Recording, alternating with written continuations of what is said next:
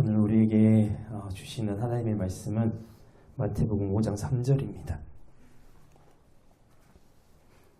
저희는 이제 쉬운 말 성경으로 말씀을 봉독하기 때문에 앞에 말씀을 띄워놨습니다. 저희 다 같이 우리에게 다 같이 주신 말씀이니까 한 목소리로 이 말씀을 합독하도록 하겠습니다. 복됩니다. 마음이 가난한 사람들이여 하늘나라가 그들의 것. 한 번 더. 복됩니다. 마음이 가난한 사람들이여 하늘나라가 그들의 것입니다. 아멘. 어느덧 제가 개척한 지 3개월이 됐더라고요, 벌써. 근데 이 앞에 설 때마다 늘 긴장이 돼요. 근데 이걸 제가 원했던 거거든요. 전 이 자리가 저에게 익숙해지지 않았으면 좋겠어요. 늘 하나님 앞에 서는 이 자리가 늘 떨리는 마음으로 저는 섰으면 좋겠거든요.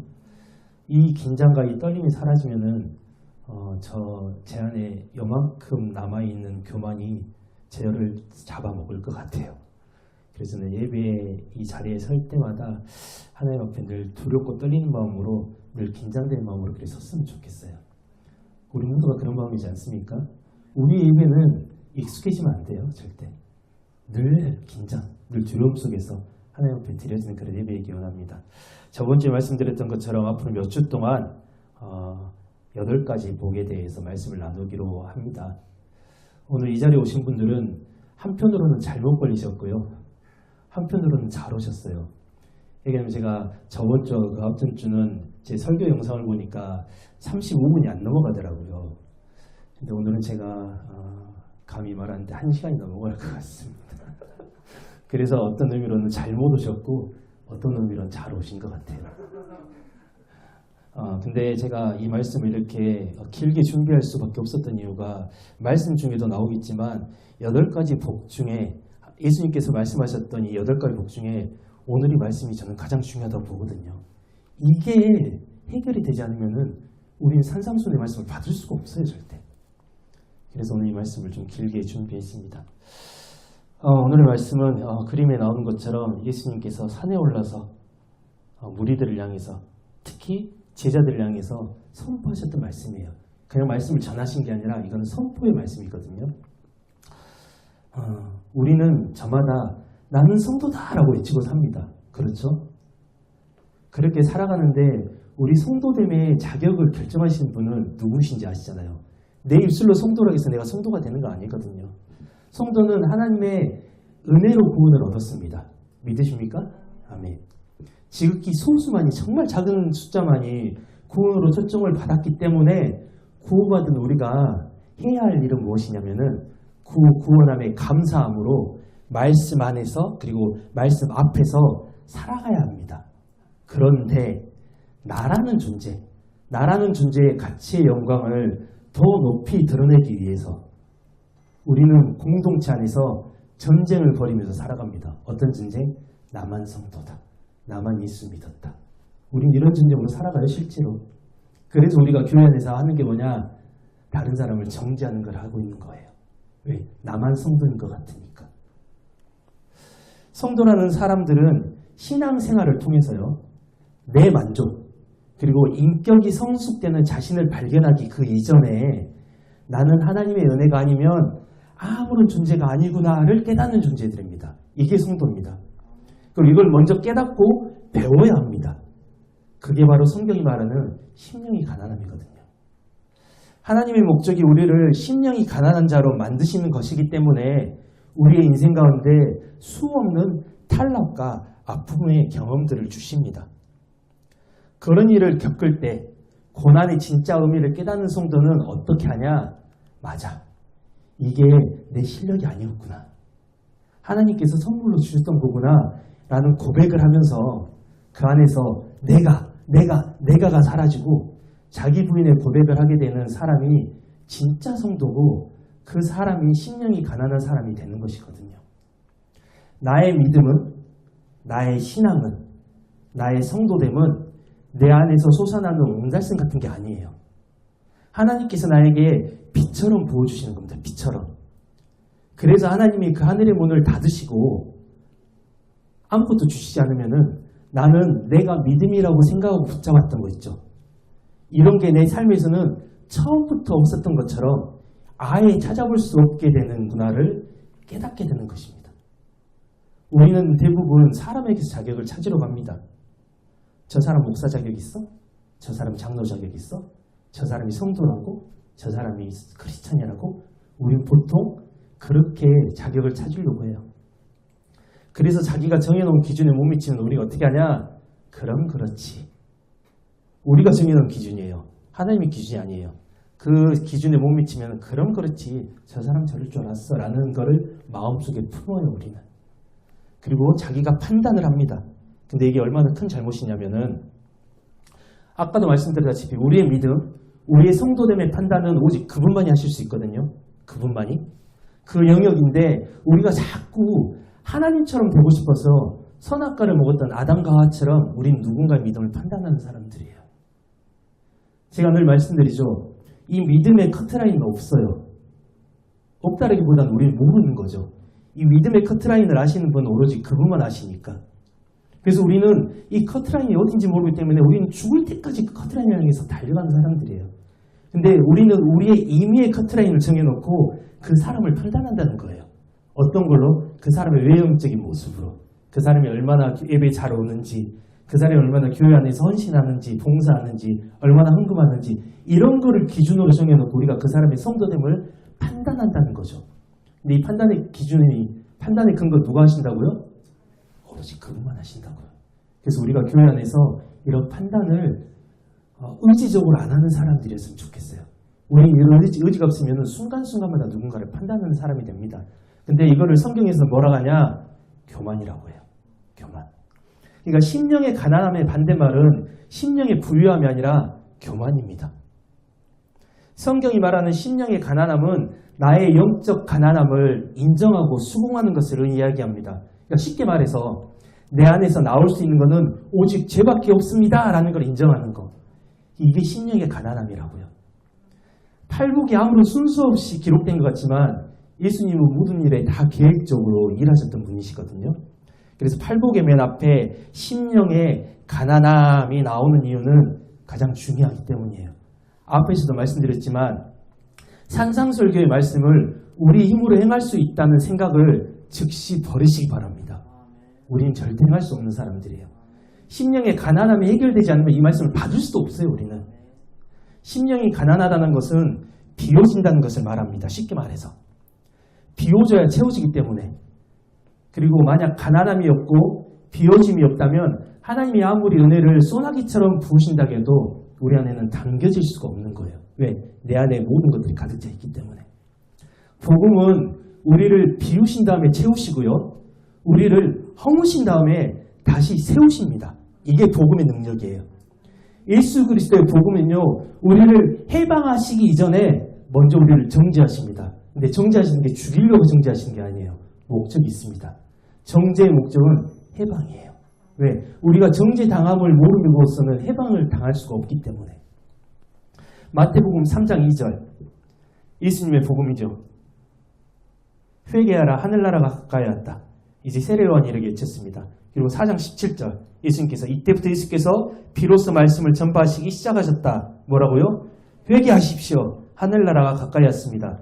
사도행전 2장 38절 베드로가 대답했다. 회개하십시오. 그리고 예수 그리스도의 이름으로 세례를 받으십시오. 그리고 사도행전 26장 20절 그래서 저는 다메섹에서부터 시작해서 예루살렘과 유대 온 땅과 이방인들에게까지 나아가서 회개하고 하나님께 돌아올 것이며 또 회개한 증거를 행동으로 보이라고 설교했습니다. 믿음의 선진들은요. 먼저 복음을 선포하기 전에 어떤 것부터 선포를 했냐? 회개하라. 근데 이 회개하라가 복음이에요. 실질적으로는. 회개가 없으면은 하나님 나라가 우리의 것이 될 수 없기 때문에. 그러니까 복음의 시작은 회개로부터 시작을 합니다. 그리고 요한계시록도 보면요. 7교회에 말씀하시잖아요. 7교회. 안 보이죠? 이것도 안 보이나요? 7교회 중에 다 주로 회개하라가 다 있다고. 회개하라가. 그러니까 잘하고 있는 교회를 빼놓고는 다 회개라고 말씀하셨습니다. 이게 그냥 단순히 니우처라가 아니거든요. 니우처라가.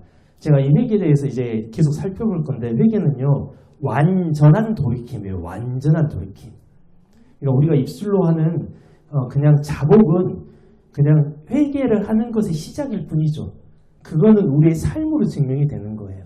삶으로 증명이 안 되면 우리 회개하는 사람들이 아니에요. 오늘 본문이 말씀하시고 있는 심령에 가난한 사람은 복이 있나니 천국이 그들의 것이며라고 말씀하고 있는 것은요. 원문으로 보면 이 말씀은 감탄사고 큰 외침이고 말씀드렸다시피 큰 선포의 말씀입니다. 복 있는 자여 당신은 심령이 가난하게 될 것입니다. 그리고 하나님의 나라가 당신의 것이 됩니다. 라는 그런 선포예요. 주님께서 팔복을 말씀하시면서 가장 먼저 복 있는 자여 그대는 심령이 가난하게 될 것이다 라고 하셨다는 것은 우리 신앙생활의 본질이 무엇인지를 분명하게 보여주시기 위해서예요. 복 있는 성도가 신앙생활이라는 긴 항해를 통해서 도착하게 되는 목적지가 바로 심령의 가난이라고 말씀하시는 겁니다. 그건 나의 육적 자아가 완전하게 철저히 죽는 것을 의미합니다. 그런데 많은 사람들이 심지어 말씀을 전한다는 사람들조차도 이 심령의 가난을 어떻게 말씀하시냐? 겸손의 미덕 정도로 말씀하시더라고요. 어떤 분들은 욕심을 버린 겸손한 마음 정도로 이해를 해요. 근데 그런 것들은 사람이 배우고 훈련하면 얼마든지 할 수 있는 거예요. 마음을 잠깐 내려놓는 거는. 그런 것들은 다른 종교에서도 수련을 통해서 성취해내기도 합니다. 실질적으로도. 있잖아요.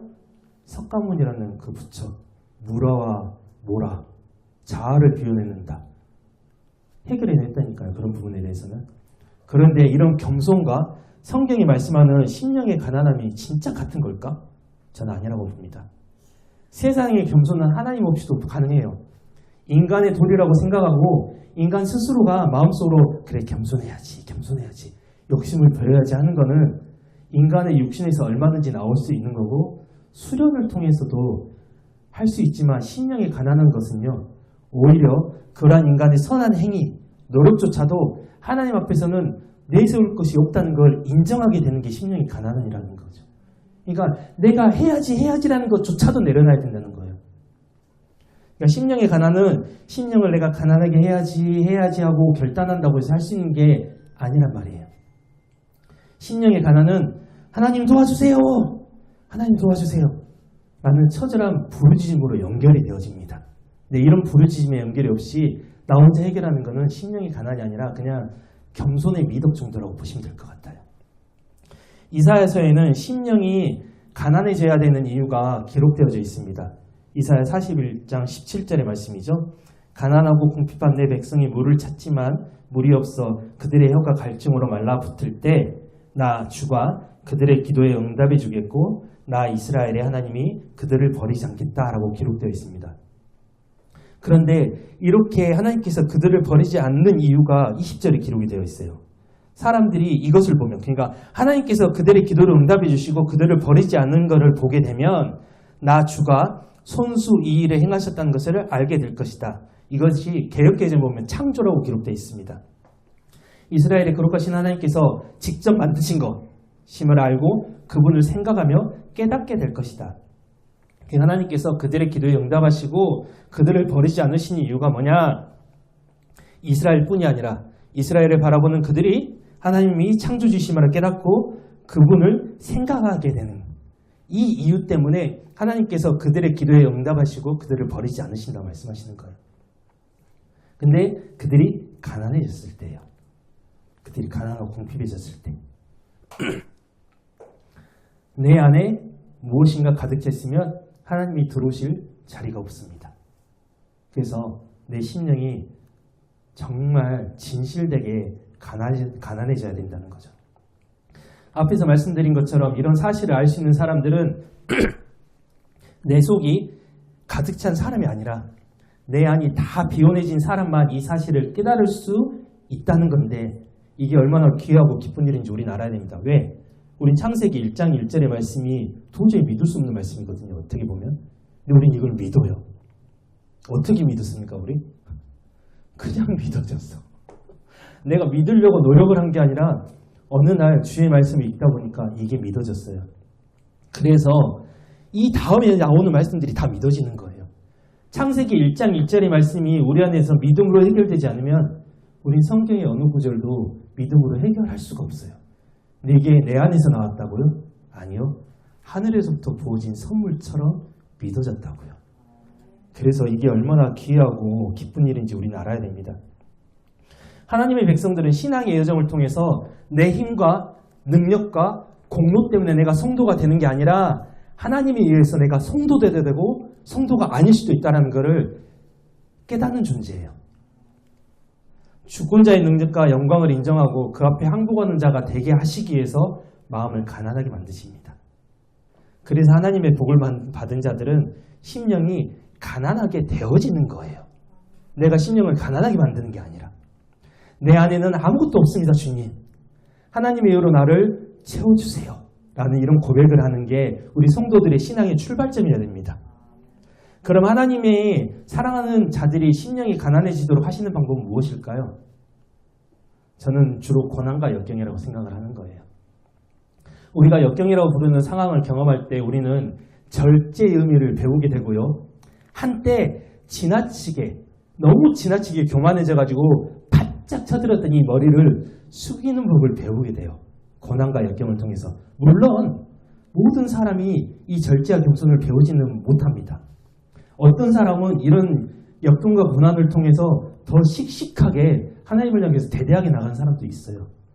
그러니까 이런 역경을 통해서 내가 비워지고 내가 머리를 숙일 수 있다는 것 자체가 우리에겐 큰 은혜라는 거라고요. 아무나 이런 은혜를 누리지 않거든요. 절대로. 이렇게 비워진 사람들은 자신 안의 갈급함에 대해서 그 필요를 채워줄 수 있는 일을 향해서 그분을 향해서 돌아서서 모든 겸손함으로 그의 도움을 요청하게 됩니다. 성경은 이거를 오늘 말씀하신 것처럼 심령의 가난함이라고 우리에게 표현을 하는 겁니다. 하나님의 아들이신 예수 그리스도가 말씀하시는 복음의 행복, 그 복음의 행복을 맛보기 위해 우리는 먼저 이 세상이 다른 무언가 이르는 새 길이라는 사실을 우리는 자각을 해야 됩니다. 우리는 예수라는 길, 예수의 길이라는 그 구원의 길을 걷는 사람들인데 우리가 자꾸 새 길로 빠져나가고자 하는 욕구가 우리 안에 충만해요. 제가 자주 말씀드리는 철로역정. 크리스찬이 걸어야 되는 길은 어떤 길이냐? 전도자가 알려줬던 그 길이거든요. 근데 크리스찬이 자꾸 이 새 길에 마음을 뺏기면서 자꾸 그 길로 가요. 그래서 진짜 고생하고 돌아옵니다. 그나마 다행이죠. 돌아오기라도 했으니까. 근데 우리의 인생, 우리가 신앙의 여정을 걷다 보면은 그렇게 새길로 빠졌던 사람 중에 돌아오지 않는 사람도 우리 많이 봤잖아요. 우리도 새길로 빠졌다 돌아온 사람들이에요. 이 돌아오는 게 얼마나 큰 은혜입니까? 못 돌아온 사람들이 있다니까요. 그래서 우리가 전도라고 말하는 건 뭐냐? 그 새길로 빠진 사람들을 다시 구원의 길로 돌아올 수 있도록 손짓을 하는 게 전도예요. 그들을 교회로 데려온 게 아니에요. 그들이 잃어버렸던 예수의 길로 다시 돌아오게 하는 게 전도라고요. 시편 40편 17절의 말씀은 심령의 가난을 경험한 사람이 하나님을 향해서 탄원하는 내용이 기록이 되어 있습니다. 이 몸은 가련하고 궁핍하지만 주여 나를 생각해 주소서. 주께서는 나를 도우시는 분이시요 나를 모든 환난 가운데서 건지시는 분이시니 오 나의 하나님이시여 지체하지 마시고 서둘러 나를 구원하소서. 누구의 시편일까요? 다윗의 시편입니다. 다윗은 이스라엘의 왕이잖아요. 왕. 그런데 다윗이 자기는 마음이 가난한 자라 그러면서 주님 나를 도와주시고 나를 건져주세요 이렇게 부르짖어요. 그럼 다윗이 나를 건져주시고 나를 도와주세요라고 말한 문제가 어떤 문제일까요? 육신의 문제일까요? 과연? 다윗은 이스라엘 왕이에요. 그리고 다윗은 이스라엘의 왕 중에서 솔로몬이 가장 번영했다지만 저는 다윗이라고 보거든요. 왜? 하나님의 말씀 가운데서도 충만했던 시기이기 때문에. 그런 다윗이 과연 물질적인 문제, 육체적인 문제로 하나님께 이런 기도를 했을까? 아니요. 다윗이 이렇게 부르짖은 이유는 시편 51편에 기록이 되어 있습니다. 시편 51편의 말씀은 제가 좀 많이 찾아봐야 돼서 이 말씀 좀 찾도록 하겠습니다. 다 같이. 앞에 안 띄워놨습니다.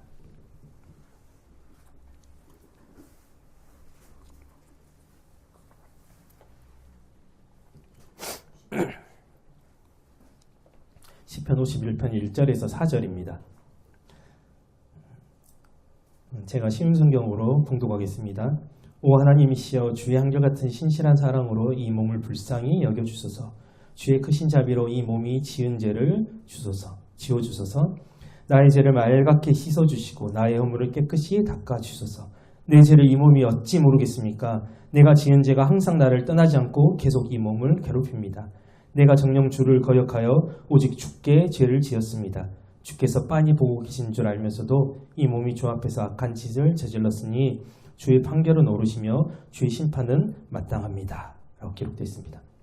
이 시편의 제목이 뭐라고 되어 있죠? 이 상황을 뭐라고 설명합니까? 시편은 다윗이 어떤 일을 했을 때?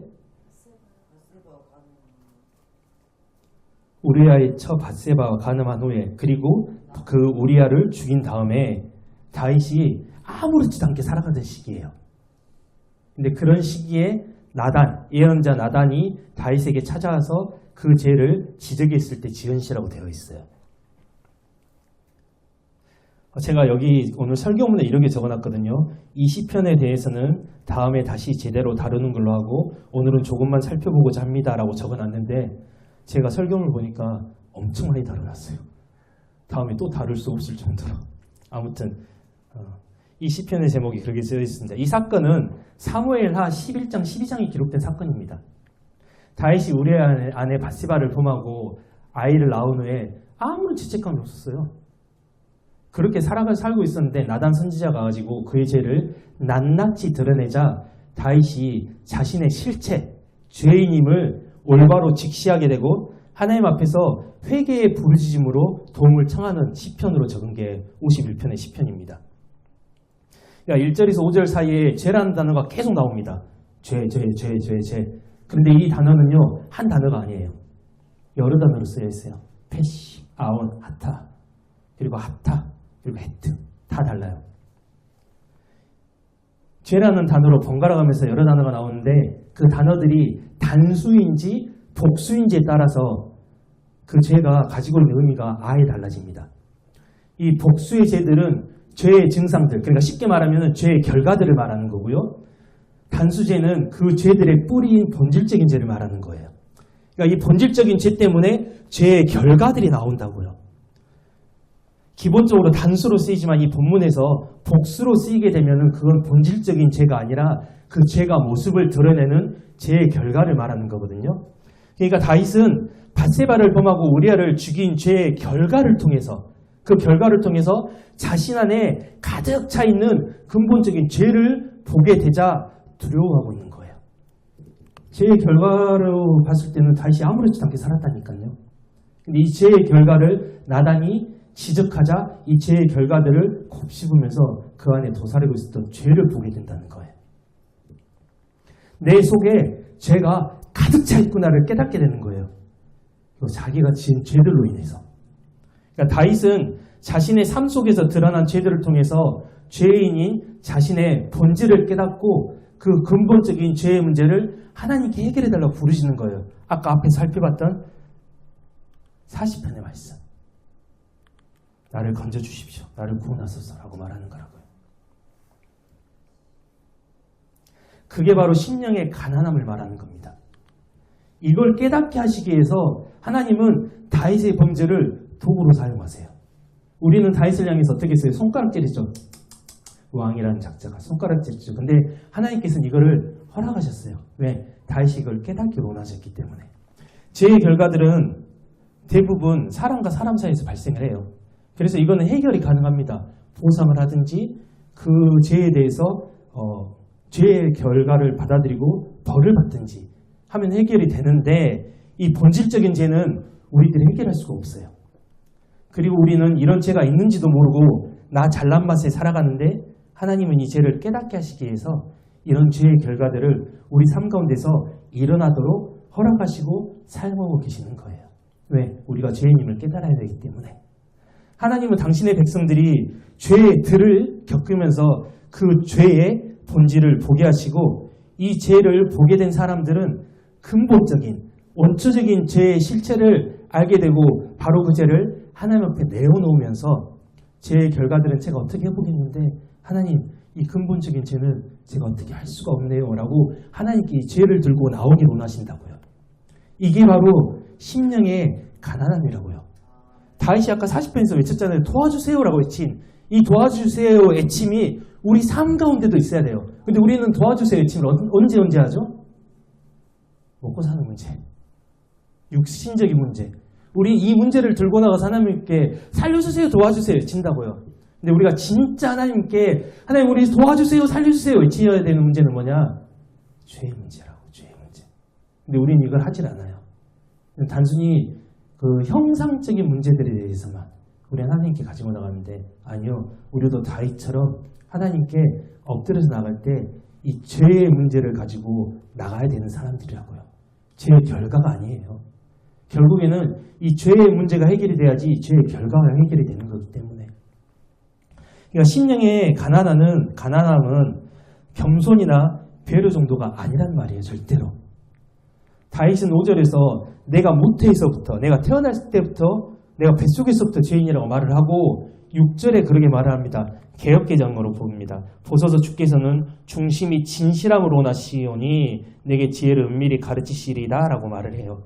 이 진실이란 말이 에메트더라고, 에메트. 신실하다, 진리라는 말을 포함을 하고 있습니다. 그러니까 하나님께서 다윗에게 요구하시는 것은 그 범죄의 해결 방법이 아니라고요.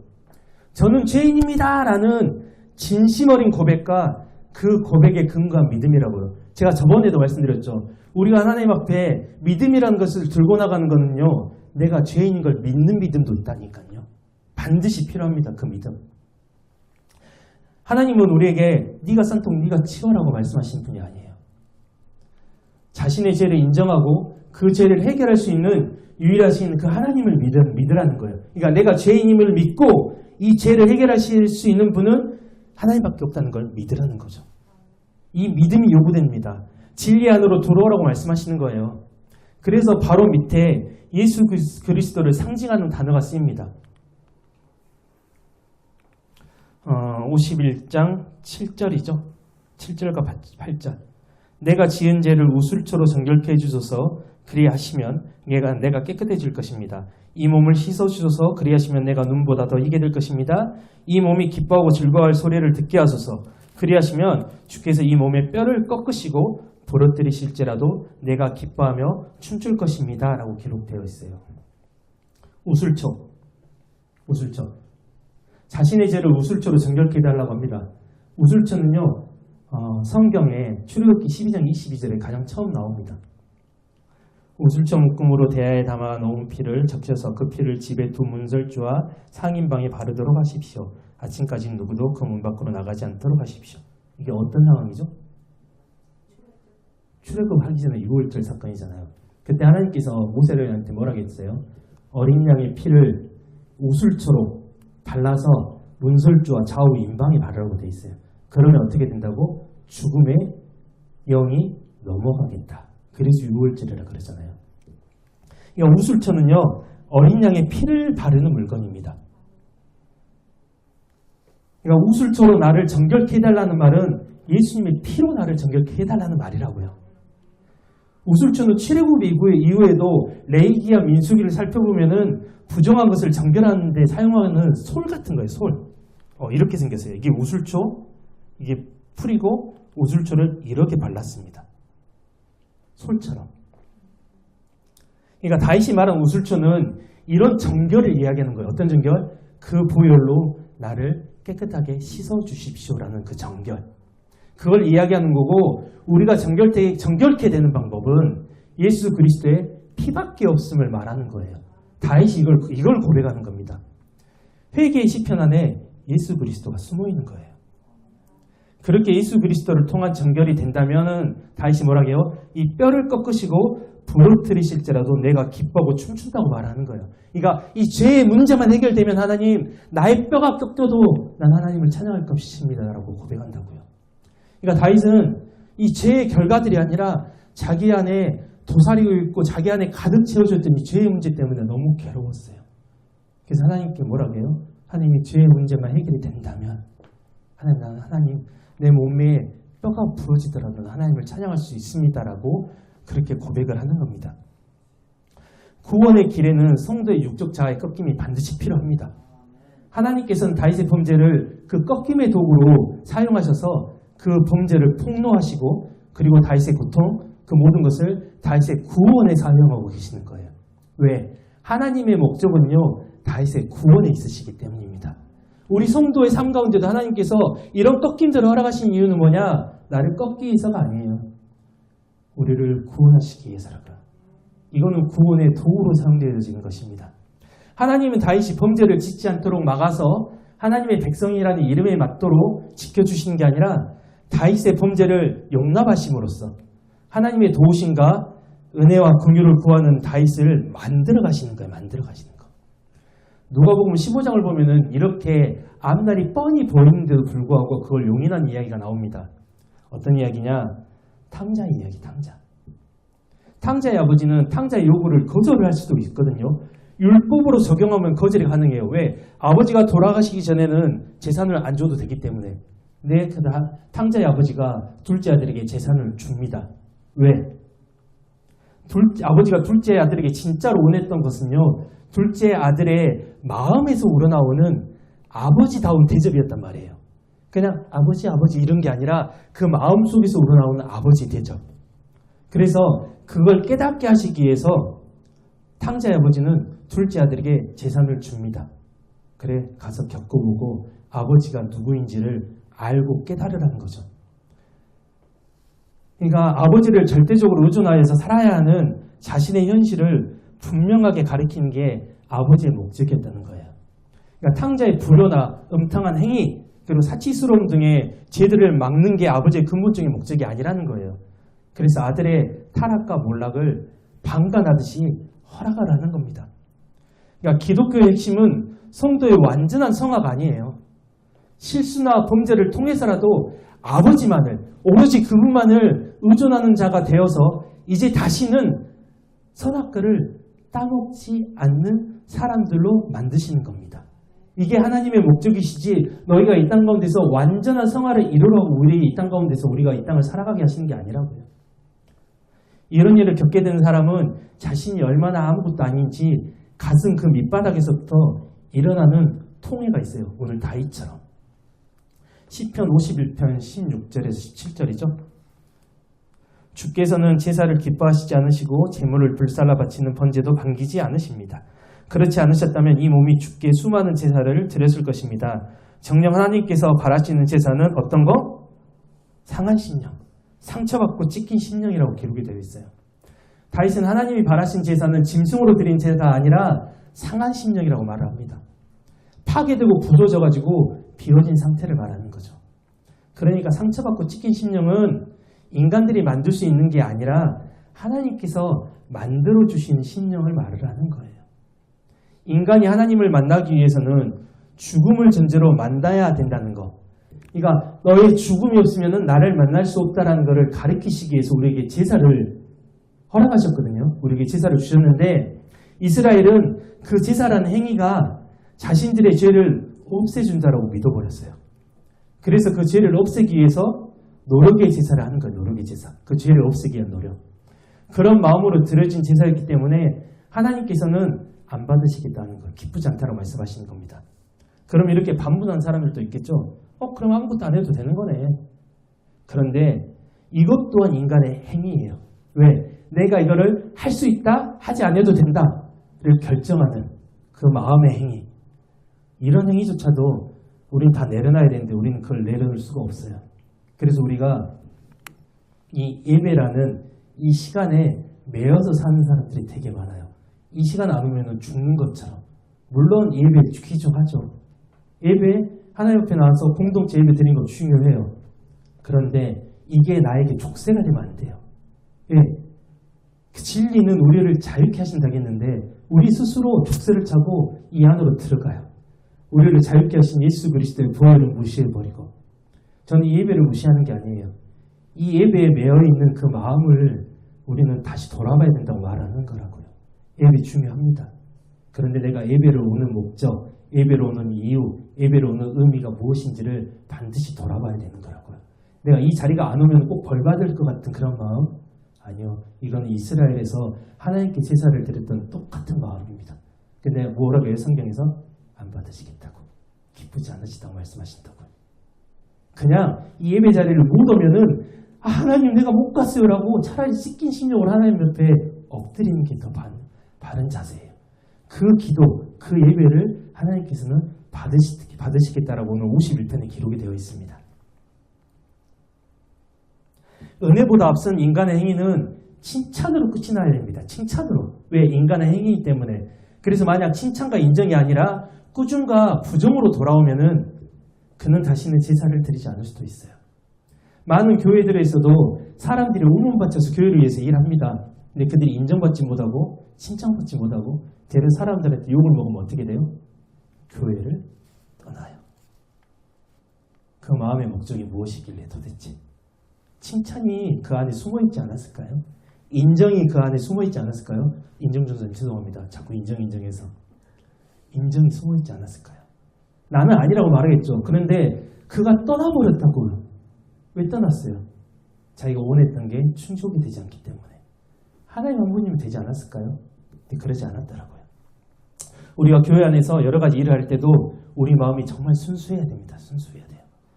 교회 안에조차도 돈 잘 벌고 명예를 얻은 사람들을 부러워하고 그걸 뭐라고 말하냐? 복받았다라고 말을 해요.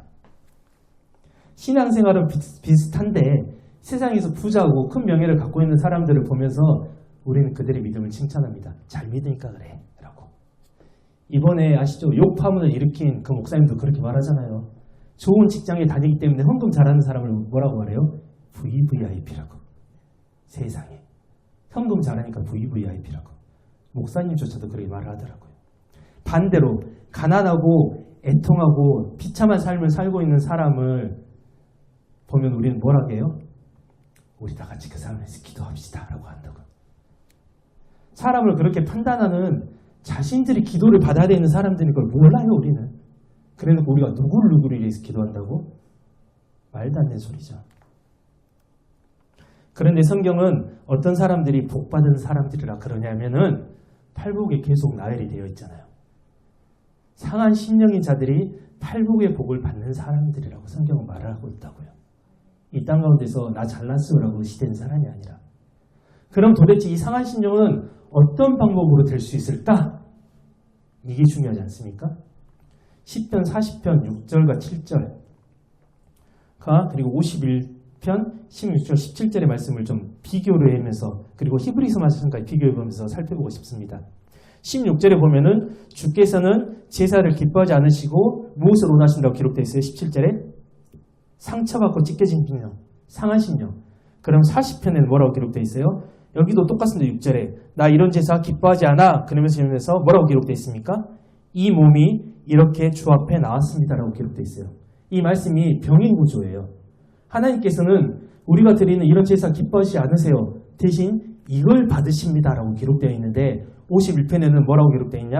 상처받고 찢겨진 심령을 받으시겠다고 기록되어 있어요. 그리고 40편에는 뭐라고 기록되어 있어요? 이 몸이 주 앞에 나왔습니다. 그래서 이 몸을 받으시겠다라고 기록이 되어 있다고요. 그럼 이 몸이 누구냐? 히브리서 10장 4절입니다. 이제 시간이 많이 가니까 이제 말이 빨라지기 시작했어요. 그것은 황소나 염소의 피가 결코 죄를 없애줄 수 없기 때문입니다. 그러면서 뭐라고 해요? 오직 나를 위해 한 몸을 마련하셨다라고 기록되어 있습니다. 그리고 6절 이처럼 주님께서는 번제물과 속죄제물을 기뻐하지 않으셨습니다. 앞에서 본 거랑 똑같죠? 그래서 내가 주님께 말했습니다. 보십시오. 하나님 내가 여기 있습니다.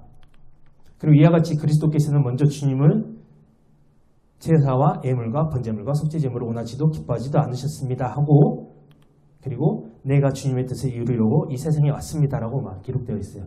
그러면은 아까 10편, 40편에 기록됐던 이 몸이 이렇게 주 앞에 나왔습니다는 누구예요 그러면? 예수 그리스도라고요. 이거를 히브리서 기자가 해석을 해놓은 거라고요. 이 구절에 대해서. 기뻐하지 않으십니다. 근데 이 분이 오셨습니다라고 기록한 거예요. 하나님을 위해서 준비한 한 몸, 두루마리 책에 기록된 한 몸, 그거는 예수 그리스도입니다.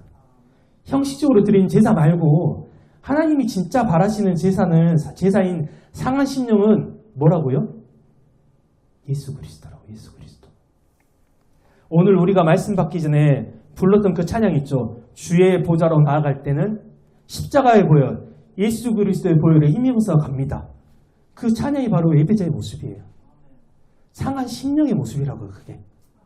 하나님이 기뻐하신 예배는요. 시편 51편 14절에 기록된 이런 예배입니다. 오 하나님 나의 구원자이신 하나님이시여 피 흘린 죄에서 나를 구워주소서.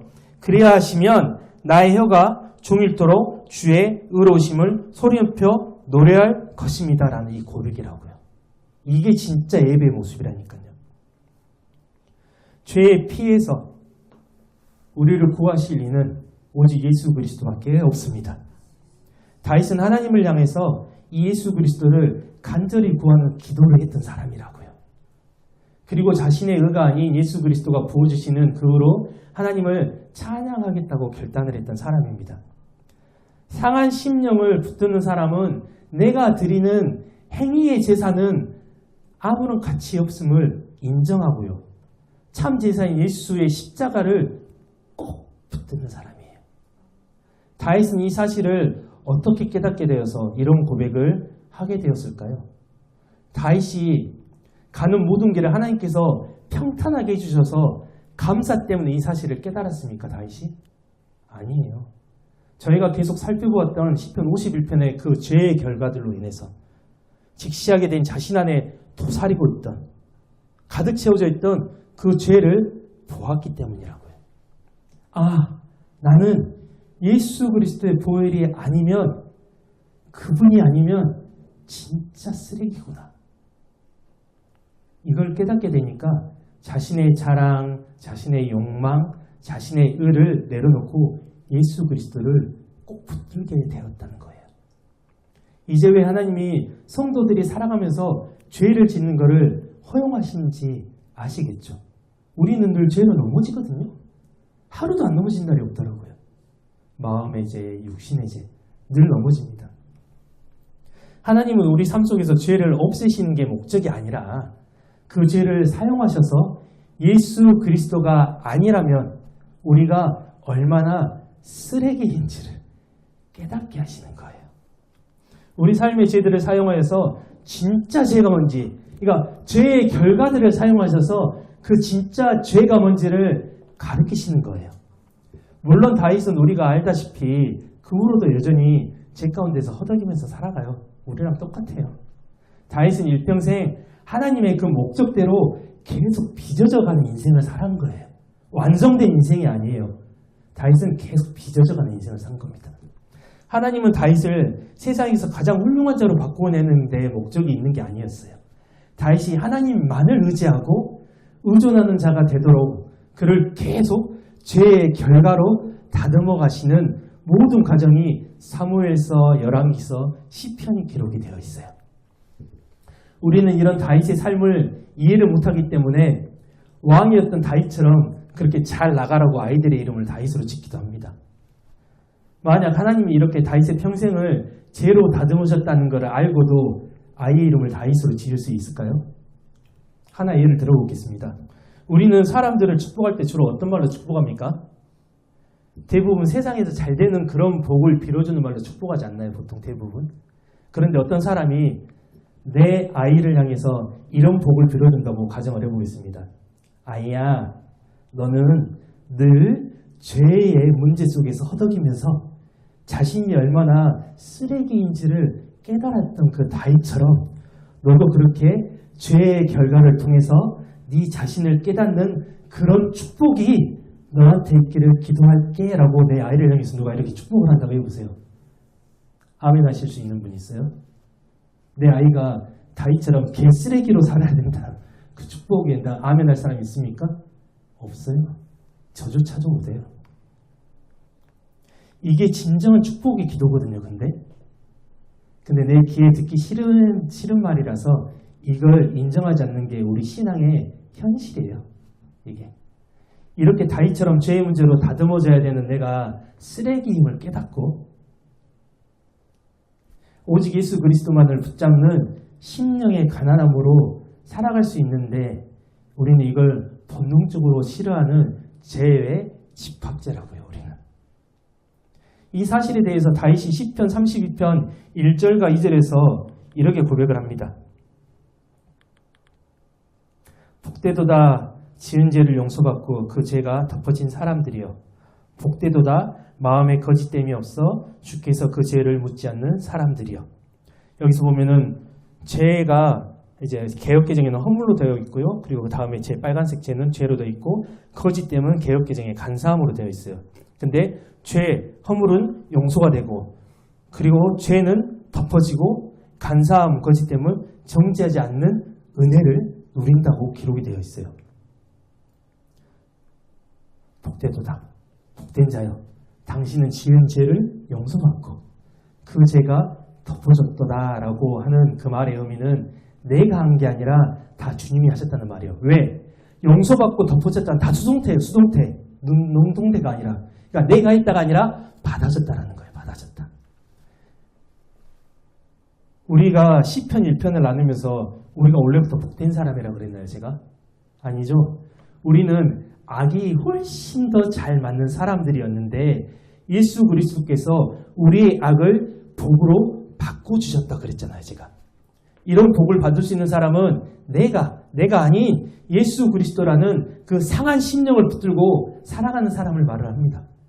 그러니까 30편 3절 이하의 말씀들을 보면은 다윗이 하는 거라거든요. 자신의 죄를 하나님께 고백하는 것밖에 없어요. 그러니까 그가 자신의 죄를 해결하기 위해서 무슨 조치를 취하면서 하나님 이 정도면 됐죠라고 묻는 게 아니라고요. 다윗은 계속 하나님께 하나님 제가 이렇게 쓰레기입니다. 하나님 제가 이렇게 죽을 죄인입니다. 이런 고백밖에 하지 않아요. 그런데 뭐라 그래요? 용서받고 덮어지고 죄를 묻지 않을 수 있다고 말씀하신다고요.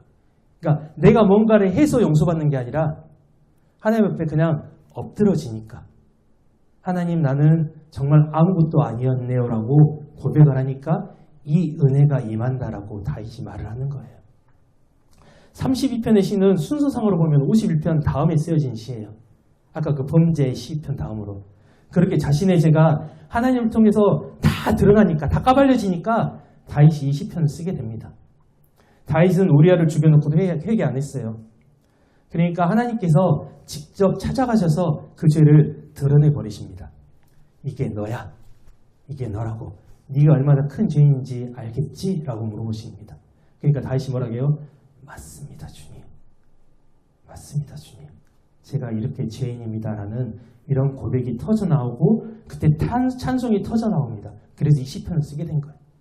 우리가 회개한다고 하지만 진짜 회개는 하나님이 우리의 죄를 드러내셨을 때 그 사실을 인정하고 엎드려지는 게 진짜 회개이지 우리의 입으로 내가 이런 죄를 지었다고 우리가 나불나불 되는 게 회개가 아니라는 말이에요.